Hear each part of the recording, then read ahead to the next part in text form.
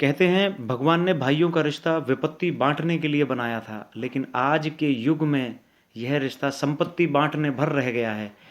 नमस्कार दोस्तों, मेरा नाम योगेश गौतम। आज हम एक ऐसे चरित्र के बारे में बात करेंगे जो कि बहुत ही पुण्य आत्मा है। आज आज हम बात करने जा रहे हैं राजा दशरथ जी की।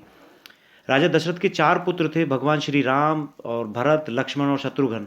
तो चारों भाइयों के बारे में आज अलग अलग चित्रण हम करते हैं, चारों भाइयों के जीवन कथा के बारे में थोड़ा थोड़ा प्रकाश डालते हैं। क्योंकि उन चारों भाइयों में ना एक सेक्रीफाइस, एक त्याग की बहुत बड़ी होड़ सी लगी हुई थी उन चारों भाइयों में, कि कौन कितना ज़्यादा त्याग कर सकता है। जब भगवान श्री राम को जब पता चला था कि उन्हें 14 वर्ष का वनवास हुआ है और भरत को राजगद्दी देने का निर्णय हुआ है, तो भगवान श्री राम ने उस समय माता कैकेयी और राजा दशरथ के पास ही खड़े थे। तो भगवान श्री राम ने बोला था माता कैकेयी से कि माँ, मुझे अभी वन के लिए जाना है या माँ से मिल के जाना है। मतलब भगवान श्री राम ने एक भी बार ये नहीं कहा कि क्यों मुझे जाना है। उन्होंने केवल इतना कहा कि मुझे अभी वन के लिए निकलना है या अपनी माँ से मिल के जाऊँ। जो दूसरी भगवान श्री राम की त्याग की ये सबसे बड़ी कथा हमें बहुत प्रेरित करती है सर, बहुत ज़्यादा प्रेरित करती है कि उन्होंने जो है अपने आप को इस लायक समझा कि वो जो है 14 वर्ष के वनवास के लिए गए और उन्होंने बिल्कुल भी ये नहीं पूछा एक क्षण के लिए भी कि मुझे क्यों जाना है वन के लिए। लक्ष्मण जी से हमें जो सीखने को मिलता है, लक्ष्मण जी से हमें सीखने को यह मिलता है कि उन्होंने भगवान श्री राम को फॉलो किया। उन्होंने वो उनके पद चिन्हों पर चले, अथाह प्रेम करते थे वो भगवान श्री राम से।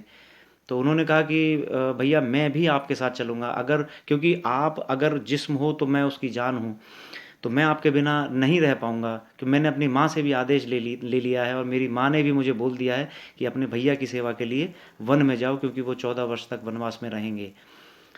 तो लक्ष्मण जी ने भी अपने आप को पूरी तरह से सेक्रीफाइस किया अपने भाई के लिए, भगवान श्री राम के लिए। अब जो अलग जो बात आती है वो महात्मा भरत के बारे में, जो बलिदान की बात आती है, जो सेक्रीफाइस की, जो त्याग की बात आती है। क्योंकि जब ये वर मांगे गए थे तो उस समय भरत वहाँ पर थे नहीं, उपस्थित नहीं थे। वो अपने ननिहाल में अपने मामा के वहाँ गए हुए थे। लेकिन वहाँ आने से एक दिन पहले महात्मा भरत को जो है सुबह सुबह एक स्वप्न आया था, एक सपना आया था। और उस सपने में यह आया था कि चंद्रमा जमीन पर गिर गया है और हमारे पिताजी को कोई एक रथ में खींच करके ले जा रहा है। तो जैसे ही उनको ये सब लगा तो उनकी आंखें खुल गई। तो उन्होंने शत्रुघ्न से पूछा कि मैंने ऐसे ऐसा सपना देखा है। तो शत्रुघ्न जी ने कहा भैया हो सकता है। वो बोले कि नहीं, मैंने सुबह का सपना है, जरूर कुछ ना कुछ अयोध्या में कुछ हुआ है। और जैसे ही उन्होंने अपनी ये बात कम संपन्न करी, पूरी करी, तो इतनी देर में एक संदेशवाहक आता है और उनको बोलता है कि आपको जो है तुरंत अयोध्या बुलाया। तो वो समझ गए थे कि कुछ ना कुछ जरूर अशुभ हुआ है अयोध्या में। जब वो अयोध्या आए तो अयोध्या आकर उनको पता चला कि ऐसे ऐसे बात है, पिताश्री का देहांत हो गया है और माता ने जो 2 वर मांगे थे वो 2 वर जो है उनको ऐसे, एक वर में भरत के लिए राजगद्दी और दूसरे वर में भगवान श्री राम के लिए 14 वर्ष का वनवास। तो उन्होंने अपनी माता को बोला था कि माँ, आपने बहुत बड़ी गलती करी है, वनवास तो आपको जाना चाहिए था, भैया को तो राजगद्दी पर बैठना चाहिए था। तो जो आगे फिर कथा उनकी, भरत जी, महात्मा भरत की कथा हमें आगे ये बताती है कि जब वो सभा में उपस्थित थे तो सभी लोग उनसे कह रहे थे कि देखिए जी, अब आपके भ्राता राम जो है वो वन के लिए चले गए हैं और उन्होंने अपने पिता के वचन के पालन हेतु वो वन को चले गए। तो आप जो है अपने पिता के दूसरे वचन के पालन हेतु आप ये सिंहासन पर बैठ जाइए।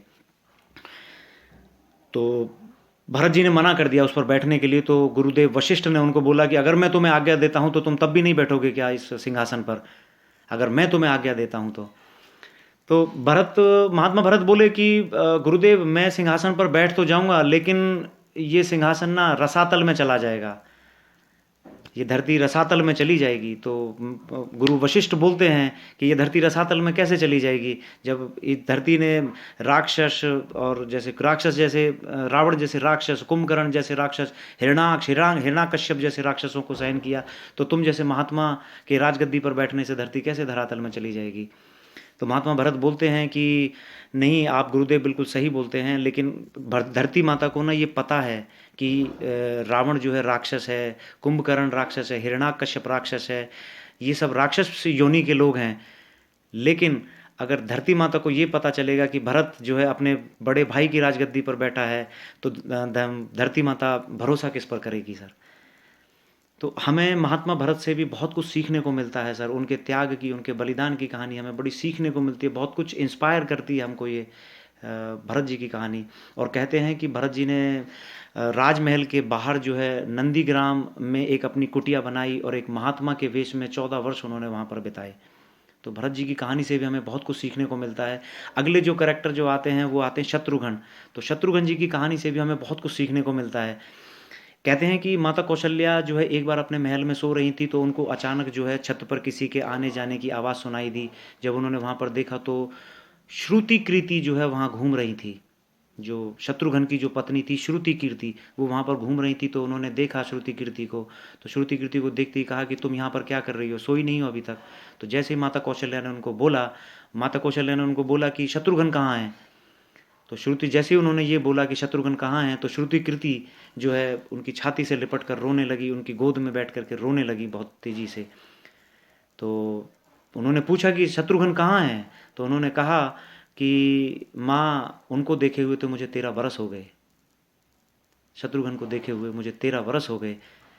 तो माता कौशल्या ने आप देखा ना ताप देखा, वो तुरंत जो है शत्रुघ्न के उधर महल में गई। उसी समय तुरंत शत्रुघ्न जी जो थे महल के बाहर नंदीग्राम में महात्मा भरत की कुटिया थी, और महल के अंदर जो है वो शत्रुघ्न जी जो राजपाट चलाते थे, वहीं पर महात्मा भरत के कहने पर वो पूरा राजपाट चलाते थे। जब माता कौशल्या पहुंची तो उन्होंने वहाँ पर देखा कि शत्रुघ्न महल के अंदर जो है एक पत्थर का सिराना लगा करके वो सोए हुए हैं। तो उन्होंने जो है शत्रुघ्न के सिर पर हाथ सहलाया, और हाथ सहलाते ही जो उन्होंने शत्रुघ्न की आँख खुली, आँख खुलते ही उन्होंने माँ को पुकारा कि माँ आप यहाँ कैसे, मुझे बुला लिया होता। तो बोली नहीं, मैंने तो यही कि श्रुति कीर्ति बहुत परेशान है, लेकिन तुम यहाँ पर इस तरह से कैसे रह रहे हो, ये बात मेरी समझ में नहीं आ रही है। तो शत्रुघ्न बोलते हैं कि बड़े भैया जो है पिताजी का वचन निभाने के लिए 14 वर्ष के वनवास में चले गए। लक्ष्मण भैया भी उनके पीछे पीछे उनकी सेवा करने के लिए चले गए, और भैया भरत जो है नंदीग्राम में बाहर महात्मा के रूप में कुटिया में वहीं पर ही विराजमान है। क्या ये सारे राजश्री राजपाठ जितने भी ये ऐशो आराम है, क्या ये मेरे लिए ही हैं? क्या ये सारे ऐशो आराम क्या मेरे लिए ही बने हैं? और तो ये बात सुनकर जो है माता कौशल्या एकदम निरुत्तर हो गई, एकदम बिल्कुल चुप सी हो गई। तो साथियों, हमें यहाँ पर ना उन चारों भाइयों के बलिदान की कहानी बहुत कुछ सिखाती है, कि मतलब ये कुछ सिखाती, ये सब सिखाती है कि उन चारों भाइयों में देखो कितनी होड़ लगी थी कि कौन कितना ज़्यादा त्याग कर सकता है, कितना ज़्यादा त्याग कर सकता है। हालांकि मैं रामायण और श्रीमद् भगवत गीता से बहुत ही प्रभावित रहता हूँ, क्योंकि कहते हैं ना कि भगवत गीता को लोग हाथ पर रखते हैं, और मेरे को तो दिल में रखने का दिल करता है उसे। भगवत गीता से भी बहुत कुछ सीखने को मिलता है सर। भगवत गीता के पहले अध्याय के पहले श्लोक में ही आप अगर देखते हैं तो धृतराष्ट्र जो है वो संजय से पूछते हैं कि रण क्षेत्र कुरुक्षेत्र में क्या चल रहा है, मेरे और पांडु पुत्रों के बीच में क्या चल रहा है।